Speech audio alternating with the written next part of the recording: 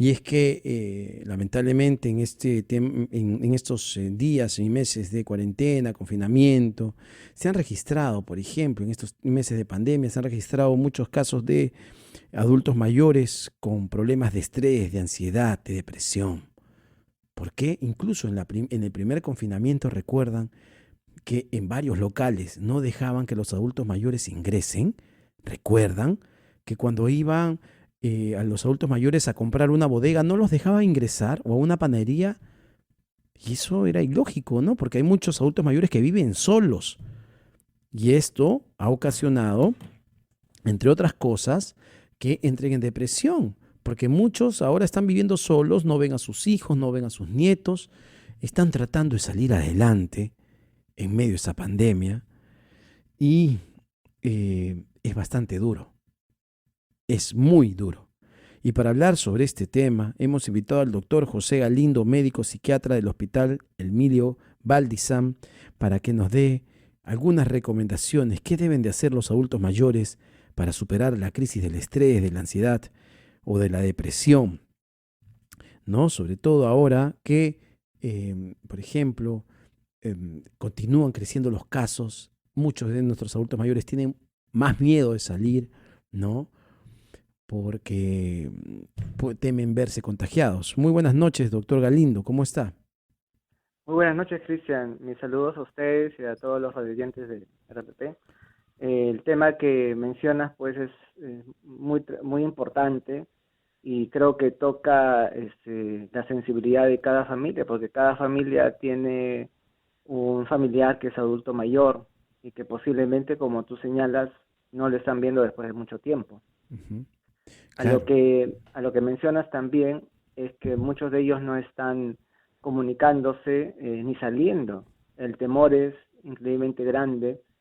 Las tasas de ansiedad, en primer lugar, y depresión comienzan a ser cada vez mayores, ¿no? Ujú. Ahora, justamente, ¿qué es lo que tenemos que hacer, doctor, para poder eh, tratar a nuestros adultos mayores que tenemos en casa? ¿Cuáles son los síntomas, los signos que podemos nosotros observar para darnos cuenta que esta persona, este adulto mayor que tenemos en casa, está entrando en un cuadro de depresión o de ansiedad? Ujú. Así es, Cristian. Mira, de hecho, una persona que está en un estado de depresión se va a notar notablemente apocado, triste y con el deseo de poder hacer sus cosas disminuidas, o sea, bajas ganas de hacer sus cosas. Pero en los adultos mayores lo que se observa más y se confunde también son los problemas de la alteración de la memoria. Entonces, unos comienzan a decir, ah, no, ya es que mi abuelito de repente es porque ya tiene Alzheimer, de repente es parte de su demencia, pero lo que sí necesitan poder ver o enfocar de que la memoria ya comienza a ser un síntoma de que el adulto mayor esté en un estado de depresión. Entonces, no hay que, digamos, solamente señalarlo como si fuese algo relacionado a demencia, sino primero ver es un tema de depresión. Los cambios de la personalidad, por ejemplo, en ellos también es así, se vuelven muy irritables. A veces inclusive, y a muchos radioyentes son testigos, cómo verán sus conductas de ellos hacia sus propios familiares. No quieren dejarse ayudar, no quieren dejarse vestir en algunos casos o acompañar, cambian eso, ¿no? Sus dolores físicos también comienzan a ser mucho más intensos. Si tienen algunas molestias, se hace mucho más notorio, ¿no? Entonces, estos son algunos de los aspectos que puede notar la familia. A ver, primero sería, ¿cómo está la memoria de tu abuelito, de tu adulto mayor? Su carácter, sus dolores de repente están aumentando. Yo invitaría a la población que pueda enfocarse en esos tres puntos. Ujú. Correcto. Una de las recomendaciones también podría ser que evitemos que estén tan seguido viendo las noticias, porque lo que he podido justamente observar y conocer a través de otras personas es que muchos adultos mayores ya empiezan a tener hasta de consumir tanta información y tan lamentable, porque todos los días es informar de la situación. eh, que muchos terminan pues con temor, ¿no? Ujú. Digamos, o sea, una recomendación podría ser evitar que vean tantas noticias también, ¿o no?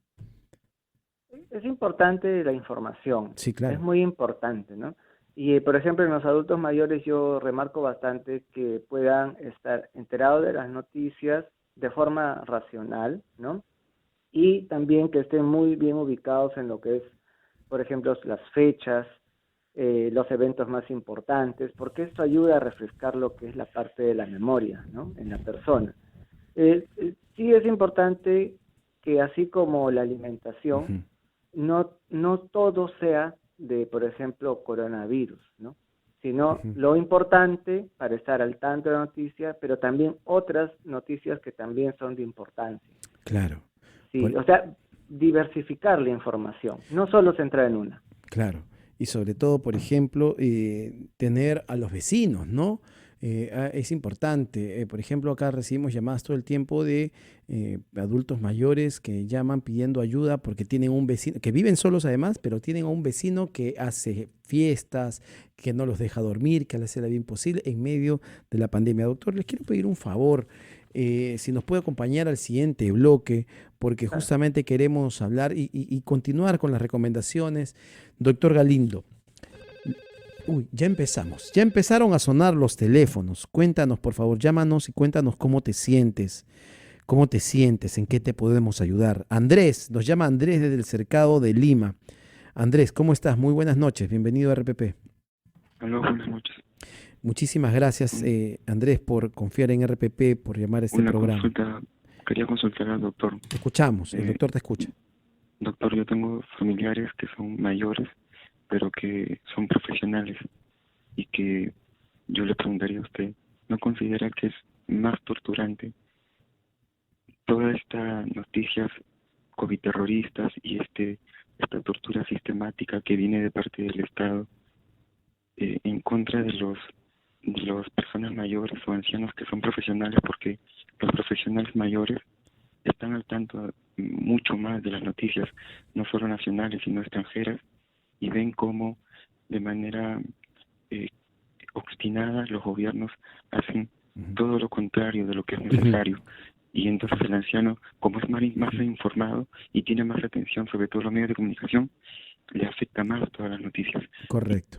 Muchísimas gracias, Andrés. Entonces, Andrés lo que está preguntando, si es que definitivamente los medios de comunicación lo que tenemos que hacer es informar lo que ocurre. Esto no es un invento, ¿no?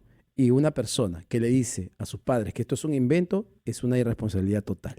Pero entiendo la pregunta de Andrés, que Andrés, justamente lo que le preguntaba, doctora, en el bloque anterior, ¿qué hacer? ¿Qué recomendaciones le da a la población cuando el adulto mayor que vive en su casa está solamente pegado de las noticias, viendo lo que está ocurriendo en el mundo? ¿Eh? Sí, muchas gracias, Andrés. Primero que tu preocupación es,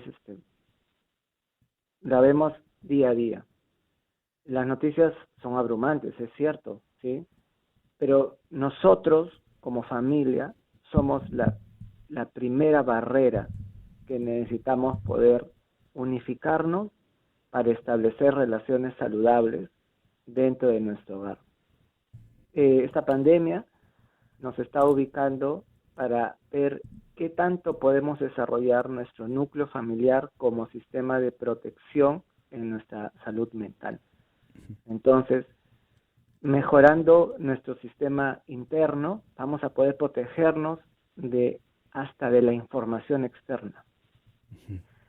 Poder digerir la información necesaria, poder diversificar la información, otros tipos de informaciones, sostener conversaciones familiares, los almuerzos que con la adecuada separación, pero entre los suyos, y como mencionó Cristian en el anterior bloque, la vecindad también cumple un rol importante en poder proteger de elementos que están contra de la regla para la tranquilidad de cada familia. Ahora, pero también, doctor, pero qué peligroso este tema de que decir a las personas que esto no existe, que esto es terrorismo de información, que no, o sea, eso de verdad que es bastante peligroso porque la gente tiene que saber, conocer a ciencia cierta lo que está ocurriendo, ¿no? Porque es la verdad, ¿no? Las muertes en los hospitales son reales, la gente no se muere de la nada, ¿no? Y no solamente ocurre en el Perú, ocurre en otros países del mundo. Lo que sí es sumamente recomendable, como usted bien lo ha dicho, es que se consuman otro tipo de conversaciones, otro tipo de temas. Es bueno informarse, pero también hablar de otras cosas. Por supuesto, ahora nos llama Humberto desde Magdalena. Humberto, ¿cómo ¿Qué estás? tal? Buenas noches, Cristian. Muy ¿Cómo buenas te va? ¿Qué noches. dices? ¿Cómo estás?